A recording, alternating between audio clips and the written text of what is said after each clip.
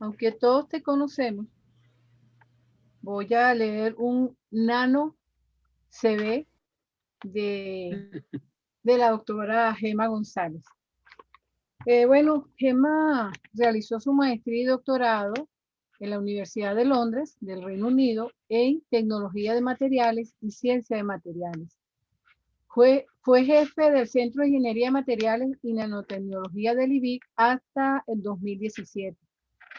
Profesora de pregrado y posgrado de la Escuela de Física de la Facultad de Ciencias de la UCB y de la Escuela de Ingeniería Metalúrgica y Ciencia de los Materiales de la Facultad de Ingeniería, también de la UCB. Participó en el grupo de creación del Instituto Fundación de Ingeniería, eh, en varias juntas directivas de nuestra sociedad, ha participado como miembro. Eh, Durante los años 2014 y 2015 fue presidenta del Comité Interamericano de Sociedades de Microscopía Electrónica, alias el CIACEN. Ha sido tutora en numerosas tesis de pregrado, maestría y doctorado. Es autora de 160 publicaciones internacionales y coautora de múltiples presentaciones en congresos nacionales e internacionales. Actualmente se desempeña como investigadora en la Escuela de Física y Nanotecnología de la Universidad de Investigación y Tecnología Experimental de Achay, en Ecuador. Es editora jefe de la revista Acta Microscópica. En la actualidad, sus líneas de investigación se desarrollan en el área de síntesis y caracterización de nuevos materiales, tales como biomateriales, nanomateriales y el estudio de la relación entre estructura y propiedades a través de técnicas de difracción, microscopía electrónica y fuerza atómica para la caracterización de estos materiales.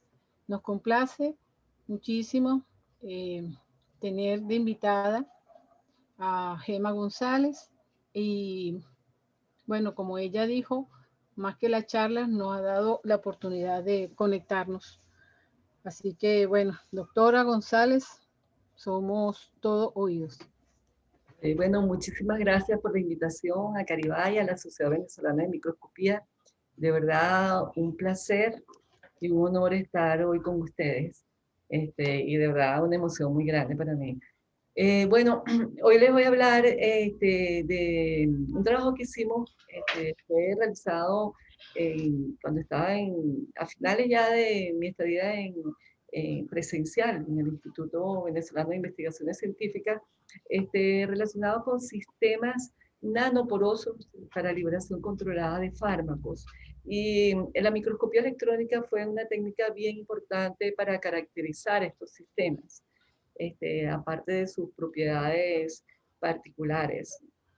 Entonces, que llamo yo estructuras nanoporosas jerárquicas, son aquellos materiales que tienen una estructura de poros ordenada en múltiples escalas de porosidad. Y ese tamaño de poros también tiene diferentes escalas, y aquí estoy llamando nano de estos nanoporos de 1 a 10 nanómetros, aunque bueno, ustedes saben que la definición formal de nano está por debajo de 100 nanómetros. Pero para para estas estructuras en particular, lo vamos a subdividir en nanoporos de 1 a 100, los mesos de 10 a 100, y bueno, tenemos por encima ya de las escalas de las micras o centímetros, los macroporos. Entonces, entre estos materiales nanoporosos se encuentran los bien conocidos zeolitas, los cuales son sistemas que la UPAC su sistema de poros lo llama microporos, porque fue una clasificación que se hizo en los años 50. Pero esos llamados micro, todavía esa nomenclatura se usa hoy en día, son poros que son hasta 2 nanómetros. O sea, como ustedes ven, son poros nanométricos, son sistemas bien interesantes. Hay toda una familia, Caribay conoce muy bien, excelente, muy usada en catálisis, pero son sistemas que son tamices moleculares, porque su tamaño de poro de alguna manera regula el tamaño de la molécula que va a entrar. Solamente entran moléculas que tengan el tamaño menor al tamaño dinámico de poro que tiene la estructura. En general, el poro entra en actividades catalíticas, se da la actividad dentro de ese poro y luego sale, la molécula que sale también tiene que tener el tamaño que el poro le permita. Son excelentes intercambiadores iónicos y también se han usado en liberación de fármacos y digamos un poquito la limitación de usar ahorita para liberación de fármacos es que el tamaño de la droga que se va a utilizar tiene que ser menor que el tamaño de poros, si no todo es absorbido en el área externa. Los otros materiales de los que le voy a hablar se llaman mesoporosos por la IUPAC, pero su tamaño de poros está entre 2 y 50 nanómetros. Es decir, todavía está en el rango nano.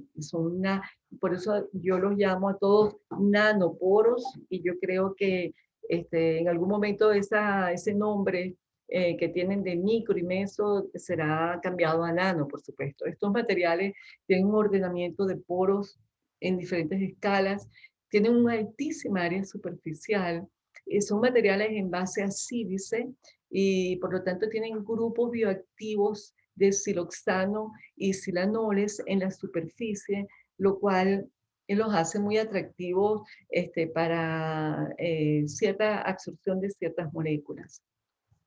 La síntesis de estos materiales, dependiendo de las condiciones de síntesis que uno les dé, tiene diferentes arquitecturas, por decirlo así, ¿no? Y esta síntesis depende de la concentración que tenga del surfactante que se usa o del agente director de la estructura con respecto a la concentración de agua y a la temperatura.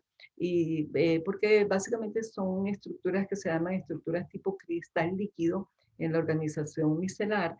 Entonces, dependiendo de esas condiciones, podemos tener estructuras cúbicas de este tipo o hexagonales en que son unos tubitos bien largos, ordenados en todo el sistema, o estas estructuras cúbicas centradas en el cuerpo, que son como que giran una sobre otra, y estructuras lamelares. Entonces tenemos, dependiendo de qué condición usamos, tenemos diferentes configuraciones, diferentes tamaños de poros también. Lo interesante de estos sistemas es que su altísima área superficial, como los poros son ordenados, muy ordenados, entonces podemos calcular exactamente, o sea, podemos, si pensamos en absorber una molécula, podríamos tener cuántas moléculas se va a absorber en esta área conocida. Su diámetro de poros, como dije, es entre 2 y 50 nanómetros, puede ser expandido un poquito dependiendo de la temperatura que usemos. Tienen un volumen de poro aproximadamente de 1 centímetro cúbico, lo cual es bien alto.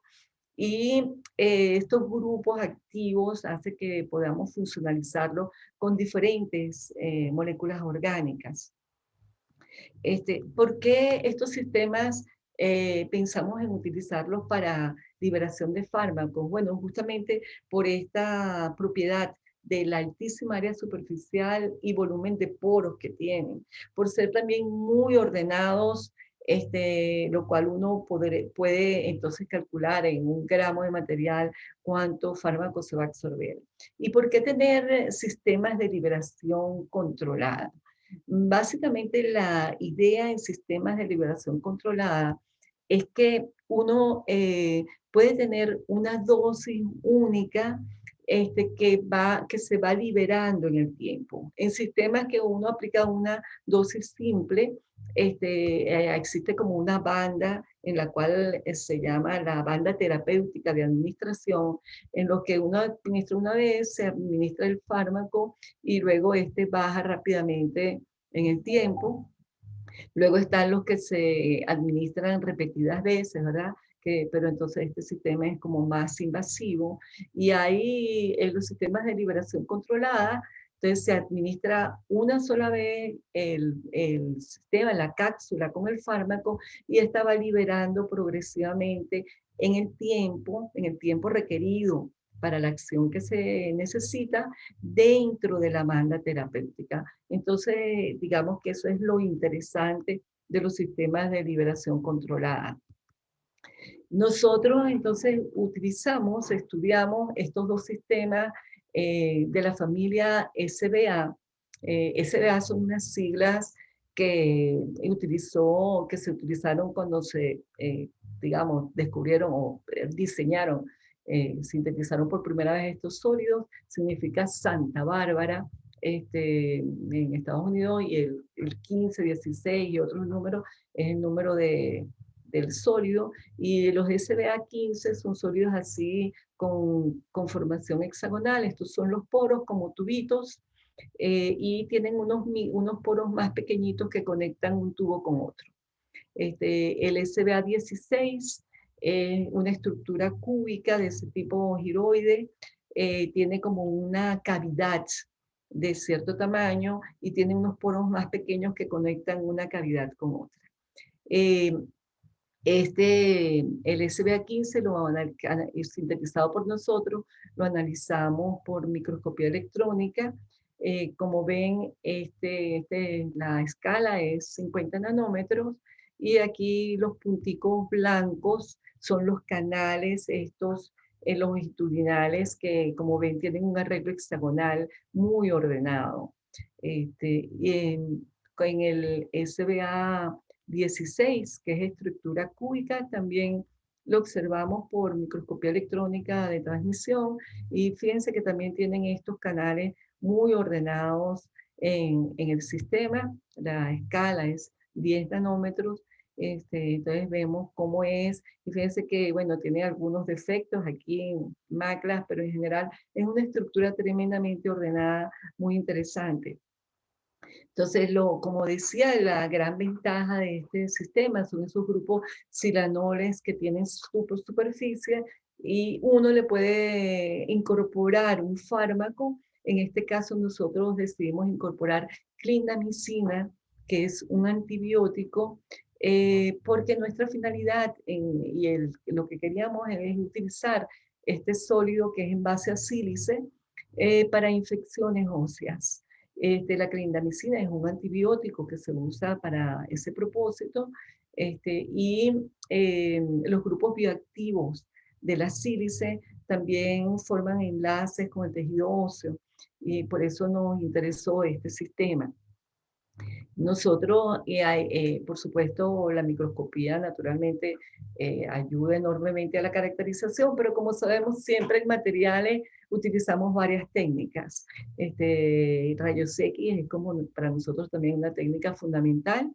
Y entonces aquí vemos que, recuerden, las paredes de este sólido son amorfas, las paredes son amorfas. Lo que me da el ordenamiento periódico es el arreglo de los poros. Entonces, en alto ángulo vemos el difractograma amorfo de las paredes de estos materiales, y en bajo ángulo, fíjense que estamos aquí entre 1 y 2 grados, vemos la señal característica del arreglo de la simetría hexagonal para el SBA15, en el cual podemos determinar su parámetro de red, y de la simetría cúbica para el SBA16, característico totalmente de la identificación del arreglo ordenado de poros en este sistema. Entonces, nosotros también le hicimos tomografía de electrones a estos materiales, y para ver cómo era ese arreglo tridimensional. Entonces, fíjense, estos son como diferentes partículas, ¿verdad?, del material que examinamos mediante topografía en el microscopio electrónico de transmisión, incorporando con este dispositivo, y ustedes pueden ver que también entonces tenemos, por supuesto, nuestros canales ordenados, pero las partículas, los espacios interpartículas también van a tener cierto efecto en lo que sea la absorción del material, del fármaco. Otra técnica bien importante para caracterizar estos sólidos es la absorción de nitrógeno, o sea, con propiedades texturales que llamamos, y estos son curvas características isotérmicas, características de estos materiales, de los materiales mesoporosos. Este es totalmente característica del SBA15. Tenemos en la zona de baja presión lo que llaman microporos según la IUPAC. Acuérdense que son los poros estos pequeñitos menores a 2 nanómetros. Luego la zona esta de los mesoporos y este pequeño salto aquí de condensación, se debe a que el poro, el tubito, no era totalmente liso, sino tenía pequeñas protuberancias. Fíjense que el área superficial de este material es 764 metros cuadrados por gramo, y el diámetro de los poros, de este poro, va a ser 6.9 nanómetros, ¿no? Y tenemos una distribución más o menos, la mayoría de los poros son de 6.9, hay unos pequeños poritos más pequeños. Porque el material tiene esa doble configuración de lo que llamamos micro y meso, ambos nano, ¿no? El SBA16, es su curva, su isoterma característica, tiene un área de microporos, un volumen de microporos mayor, bastante alto, y el volumen de mesoporos en esta zona, una distribución bien estrecha de tamaños, que es de 3.3 nanómetros, y el área de estos materiales, el área superficial es 962 metros cuadrados por gramo. Bien alta, ¿no? Esto nosotros, como la idea nuestra de estos materiales, como les dije antes, era para aplicarlo en infecciones óseas. Una de las infecciones más importantes, infecciones óseas, es la osteomielitis. La osteomielitis es producida por una bacteria o un patógeno que se incorpora en el hueso, lo va como destruyendo. Cuando se da antibióticos por vía sistémica, mientras está el antibiótico, el patógeno como que muere, pero queda en estado latente. Luego que se deja de dar el antibiótico, vuelve a activarse. También se operan estos sitios para quitar el tejido muerto, pero una de las ideas era usar estos sistemas de sílice que son bioactivos y recubrirlo con una pequeñita capa de hidroxiapatita para hacerlo más bioactivos y que se incorpore al hueso y ahí liberar el antibiótico. Entonces hicimos experimentos colocando nuestro material mesoporoso inmerso en una solución de fluido corporal simulado. Esto es un fluido que tiene la composición mineral igual al plasma sanguíneo sin la parte orgánica, y entonces cuando uno coloca el sólido en esta solución se forma una capita de hidroxiapatita en la superficie. Este experimento lo hicimos de 1 a 6 semanas de inmersión, para ver primero si se formaba esta capa y cómo nos daba. Y bueno, en el material SBA16, después de una semana de inmersión, vemos que se forman estas estructuras. Bueno, esto es 100 nanómetros, no tiene la resolución anterior, pero tiene, bueno, digamos, tiene estas estructuras que se forman alrededor del material. Y cuando hacemos la isoterma, fíjense que la isoterma ha cambiado su configuración, sigue siendo un material mesoporoso. La distribución de poros también cambió. Antes era una distribución estrecha, ahora es una distribución bimodal, que con unos poros más anchos. Y fíjense, el área superficial, que originalmente era 962, bajó a 337 con la incorporación de la hidroxiapatita en la superficie, pero el tamaño de poros aumentó a 4,5 nanómetros. Esto lo hicimos en el SBA15.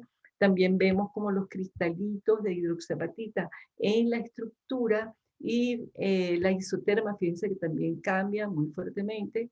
Tenemos ya una distribución más ancha de poros, y el área baja considerablemente a 272, pero el tamaño de poros aumenta. Y ese aumento en el tamaño de poros se debe a que de alguna manera estos cristalitos de hidroxapatita van como rompiendo la estructura original de esos poros ordenados, perdón, y fíjense que aquí está la estructura original de los mesoporos y se va formando como otra superestructura de poros en aquella estructura original. Si lo dejamos demasiado tiempo, entonces demasiados cristales de hidroxapatita forman esa nueva estructura. Fíjense que en el EDX sí teníamos nuestro calcio y fósforo, se ve aquí la señal pequeña, pero ahí está presente. Y si lo dejamos inmerso por muchas semanas, ya la capa de hidroxiapatita cubre totalmente el material. Entonces, bueno, nosotros como queríamos realmente tener todavía una estructura de poros, bueno, le hicimos rayos X para ver si de verdad estas estructuras que tenemos aquí a nivel más de volumen eran hidroxiapatita, y sí nos da la reflexión característica de hidroxiapatita en esta zona que está justamente en este grado, pero fíjense que es un pico ancho, característico, perdón, esta es la sílice, esta es la hidroxiapatita aquí, nos da un pico ancho característico de que es un sistema nanométrico. Bueno, tuvimos la oportunidad de tener la posibilidad de hacer un análisis en modo STEM con el detector de campo oscuro de alto ángulo, que nos da una resolución a nivel de análisis elemental, porque capta los electrones, la dispersión inelástica, y entonces tenemos como una señal más definida, digamos, para hacer mapeo elemental. Y fíjense que aquí está la sílice, es la composición elemental de estos materiales. Tenemos el fósforo distribuido uniformemente y el calcio también uniformemente, y era importante para garantizar que todo el material realmente sí tuviéramos una distribución uniforme de esa capita que queríamos agregar de hidroxiapatita. Bueno, este es el detector de alto ángulo de campo oscuro en modo STEM, y vemos que básicamente él colecta los electrones dispersados inelásticamente, entonces no tenemos interferencia de estos electrones transmitidos, y por ejemplo en general para mapeo elemental tenemos una resolución muy buena, ¿no? Entonces, un poquito en resumen con el material que le agregamos la hidroxiapatita, fíjense qué nos pasó. Teníamos el material original con 962 metros cuadrados con gramo, en el SBA 16 bajó a 337, y el otro en el SBA 15 bajó a 272 después de agregarle esa capa. Los poros, el tamaño de poros en ambos casos subió en el primer caso a 4,5 nanómetros y en el segundo caso a 11,2 nanómetros. Entonces, bueno, este material, entonces nosotros ya tenemos nuestro material recubierto con esta capa, escogimos el material que habíamos dejado en inmersión una semana y lo cargamos con clindamicina. Porque eso era un poco el objetivo del material, tener el material con la capita de hidroxiapatita y cargarlo con el fármaco. Bueno, por supuesto analizamos el infrarrojo a ver si el fármaco se había cargado. Aquí está la señal del grupo carbonilo característica. También le hicimos otros análisis, bueno, que como TGA y que HPLC, o sea, otros análisis para garantizar que teníamos nuestro fármaco. Pero, hicimos microscopía electrónica para un mapeo elemental para ver cómo estaba el fármaco, si lográbamos verlo. Y fíjense, aquí está nuestra muestra de sílice. Aquí tenemos el fósforo y el calcio distribuidos uniformemente en todo el material, y tenemos la señal de azufre y carbono que viene, aquí carbono, ¿sí? Que viene de la clindamicina. Entonces, es interesante ver que sí también la clindamicina está en todo el material uniformemente distribuida. Igual pasa con, ese era con el SBA16, igual lo vemos con el SBA15, en el cual aquí está la señal del azufre, por supuesto fósforo y calcio en todo el material también, ¿no? Entonces, bueno, realmente teníamos como la seguridad de que tenemos este material que nosotros queremos con la capa de hidroxiapatita y el fármaco. Y bueno, por supuesto, le tenemos que hacer el análisis de liberación controlada, el estudio cinético. Y este lo hicimos en los dos materiales a diferente pH, con hidroxiapatita y sin hidroxiapatita, a diferente pH porque generalmente en las zonas de infección el pH es más ácido. Entonces escogimos pH 7.4 y pH 5. ¿Y qué vemos? Bueno, vemos que el material sin la capa de hidroxiapatita libera más fármaco, en todos los casos. Y que en el sistema de pH 5 la liberación es un poquito mayor, ¿no? Aquí es un poquito mayor, especialmente en LCA16. No, no es dramáticamente fuerte la diferencia, pero sí un poquito mayor.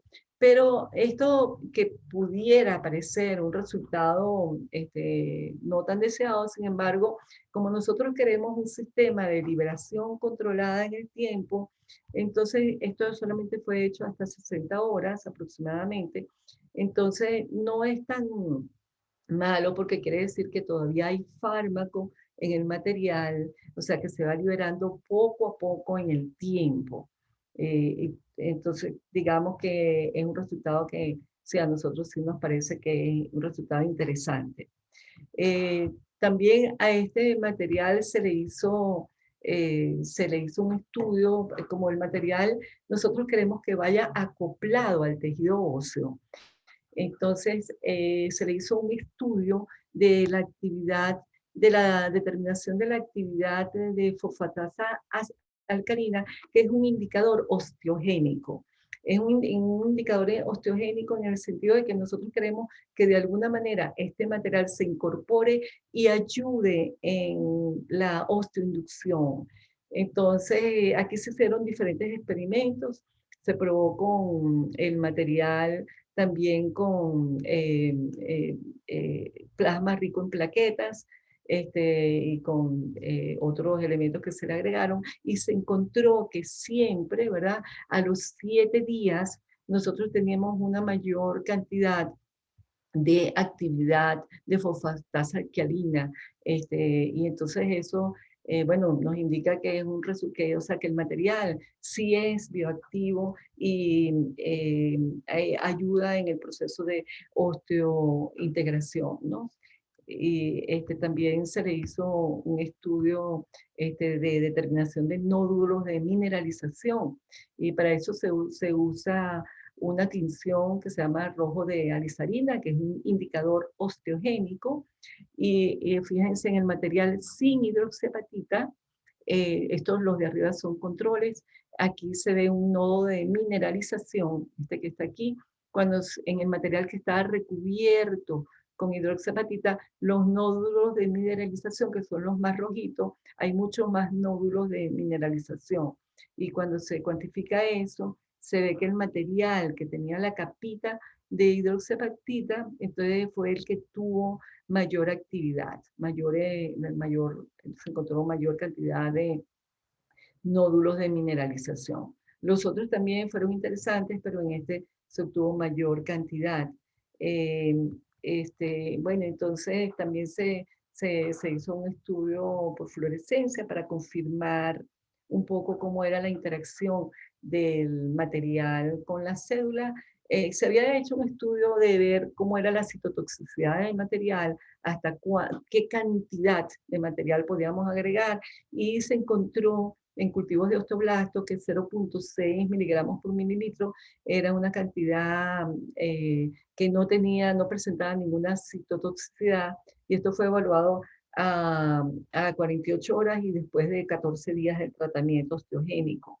Y entonces, fíjense, aquí está la fluorescencia. Se usan unas tinciones que se llaman Faridin y DAPI. Este es el material, son las células, el citoesqueleto que se ve muy sano, ¿verdad? Con los con estas prolongaciones citoplasmáticas, y el azul es el núcleo, y aquí se ven estos punticos blancos, que es el material mesoporoso, que parece que se colocara cerca del núcleo, pareciera que fuera internalizado por la célula, y este es el material sin hidroxiapatita, y fíjense que aquí hay mucho más material el material y recubierto con hidroxiapatita. Hay como muchos más nódulos internos de mineralización, lo cual confirma una vez más que pareciera que el material recubierto tiene esta actividad osteoprogenitora, y entonces podría tener eh, o sea, sería bien beneficioso para utilizar en estas patologías. Entonces, bueno, como conclusiones, ¿verdad? Vimos que la propiedad, las características de qué tipo de mesoporoso estoy usando, sí juegan un papel bien importante en cómo es esa capa de apatita que se forma. El material SBA15 mostró un mayor carácter bioactivo y mayor liberación de clindamicina, y en el ambiente ácido pareciera que favorece y sí tenemos, después del recubrimiento, hay una nueva estructura, nuevas propiedades texturales. Desde el punto de vista de toxicidad, todos los materiales resultaron no tóxicos y mostraron alta viabilidad para el periodo que se estudió, que fue hasta 14 días.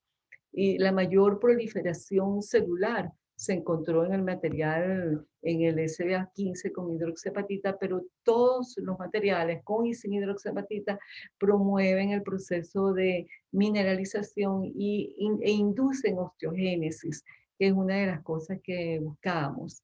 Y bueno, por supuesto, la tinción con Faridin DAPI comprobó que las partículas del material mesoporoso eran internalizadas, que no se veía ninguna alteración del citoesqueleto ni del núcleo de la célula.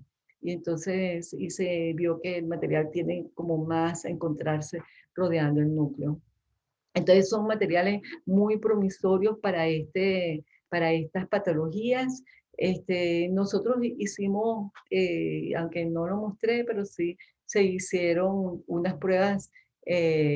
Por supuesto, todas estas pruebas son in vitro, pero sí con unos odontólogos logramos hacer unas pruebas in vivo.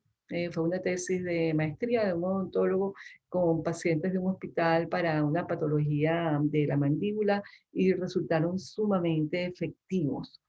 Eh, bueno, por supuesto quiero hacer mis agradecimientos muy especiales.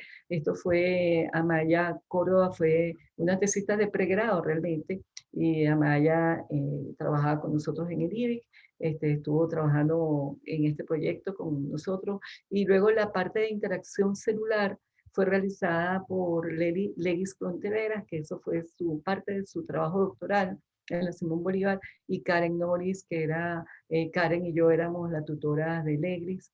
Un agradecimiento muy especial a la empresa FEI, que a través de Francisco Herbes nos permitió hacer todos los análisis de microscopía de alta resolución, bueno, la parte de tomografía y todas estas imágenes con los análisis con el detector de campo oscuro de alto ángulo.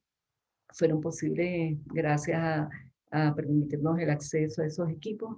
Y bueno, por supuesto, un agradecimiento especial siempre al personal del Centro de Ingeniería de Materiales y Nanotecnología del IBI, que eran como mi otra familia.